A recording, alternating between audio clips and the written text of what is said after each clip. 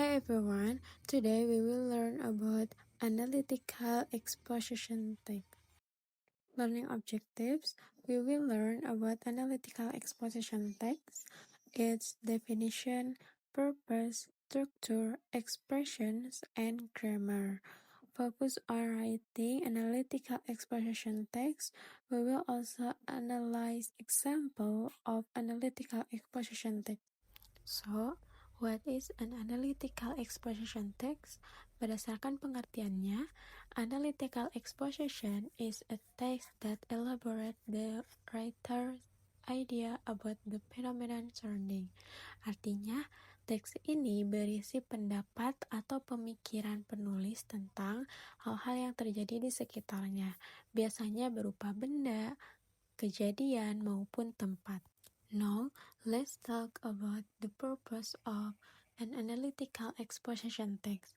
The purpose is to persuade the reader that the idea is an important matter. Artinya, tujuan dari teks analytical exposition adalah untuk meyakinkan pembaca bahwa ide atau topik yang dibahas itu penting untuk diperhatikan dan dipikirkan bersama. In other words, penulis ingin membuat pembaca percaya dan setuju dengan pendapat yang ia sampaikan. Penulis tidak hanya memberi informasi, tetapi juga berusaha mempengaruhi cara berpikir pembaca agar memahami bahwa topik tersebut penting dan layak untuk dibahas.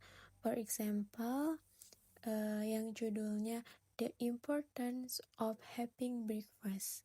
Kalimat ini menunjukkan opini dari penulis, yaitu bahwa sarapan itu penting.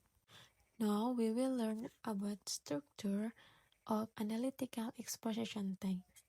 A text like this usually has three main parts. First is thesis.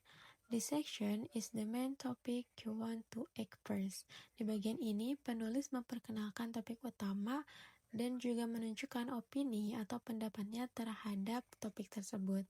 The second is arguments. Arguments are opinions or reasons to support the main topics. Di bagian ini, penulis memberikan alasan-alasan yang mendukung pendapatnya.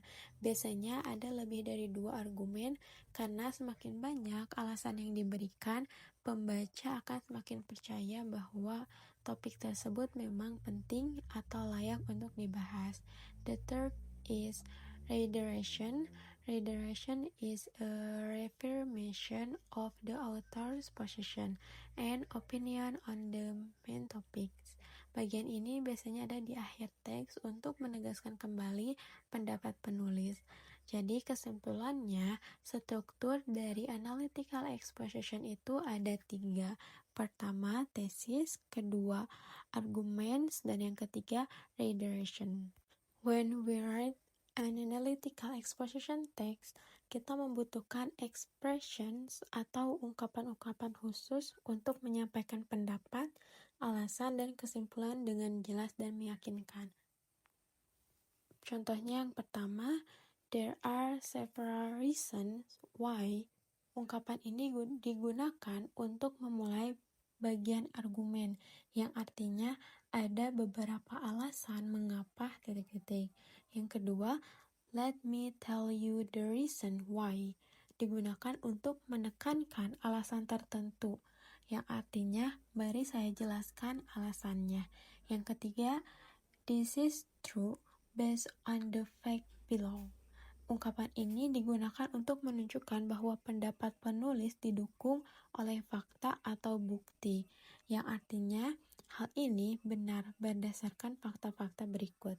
Yang keempat, I say that for several reasons. Digunakan untuk mengulang pendapat penulis dan memperkenalkan argumen. Artinya, saya mengatakan ini karena beberapa alasan. Yang kelima, it is important atau essential that. Ungkapan ini digunakan di bagian kesimpulan atau reiteration untuk menekankan pentingnya pendapat penulis. Grammar atau tata bahasa yang digunakan agar teks terlihat jelas, logis, dan meyakinkan. Yang pertama, ada menggunakan simple present tense. Dalam analytical exposition text, kita menggunakan simple present tense karena kita membahas fakta, pendapat, dan hal-hal yang selalu berlaku.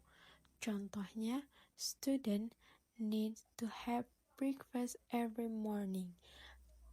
Jadi, kata kerja selalu bentuk pertama untuk subjek orang ketiga ditambah s atau es sesuai aturan. Yang kedua, menggunakan kata kerja untuk mengekspresikan pikiran atau mental verbs.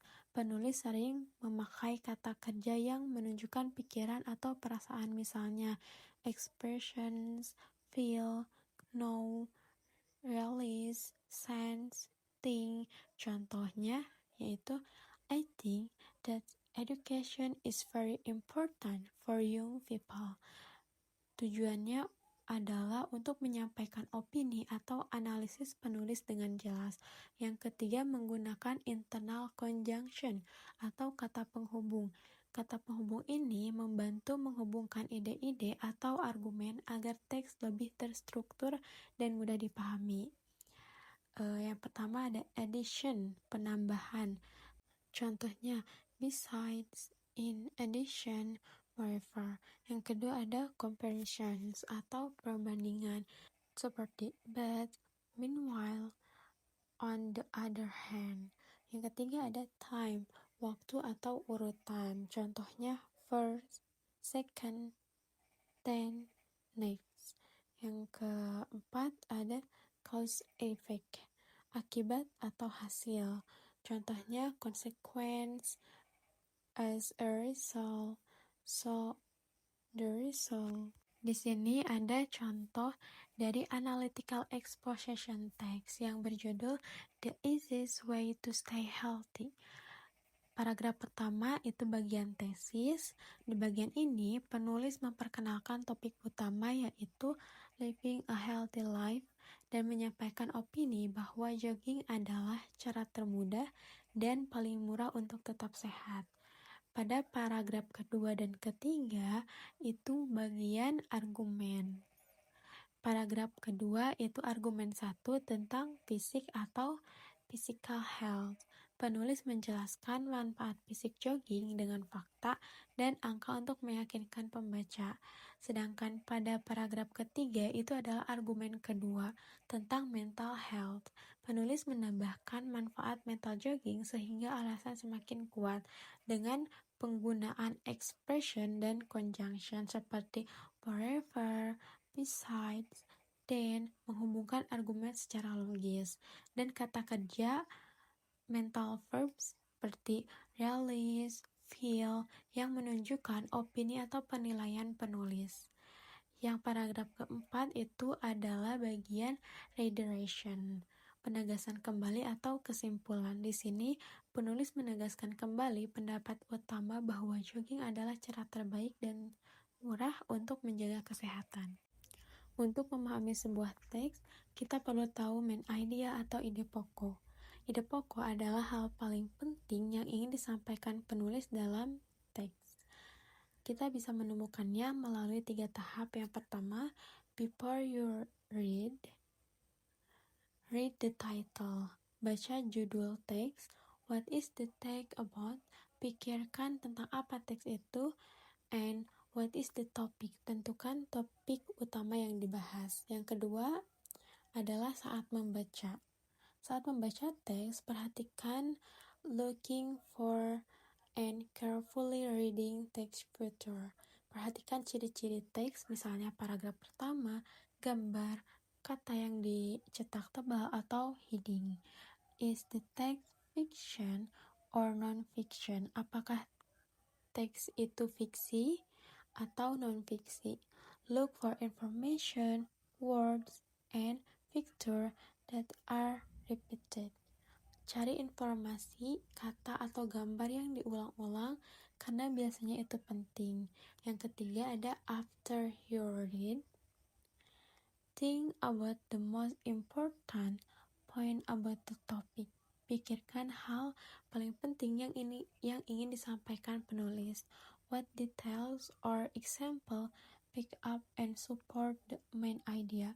Lihat contoh, fakta, atau alasan yang mendukung ide pokok. Oke, sekarang coba jawab 2 pertanyaan tersebut tentang contoh dari teks analytical yang tadi dan jawab di WhatsApp group, oke?